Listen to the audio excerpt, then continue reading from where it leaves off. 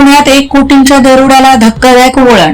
तोतया पत्रकार जेरबंद, महिला हवालदारासह 2 पोलीस फरार. पुण्यातल्या 1 कोटी रुपयांच्या दरोडा प्रकरणाला आता धक्कादायक वळण मिळालंय. या प्रकरणात स्वतःला पत्रकार म्हणून सांगणाऱ्या आशिष तिवारी या तोतया पत्रकाराला पोलिसांनी अटक केली आहे.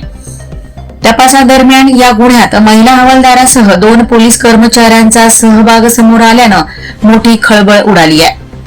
मुंबई बंगळुरू महामार्गावरील नवले पूल परिसरात एका व्यावसायिकाकडे सुमारे 1 कोटी रुपयांची रोकड बळकावण्याचा प्रयत्न करण्यात आला होता.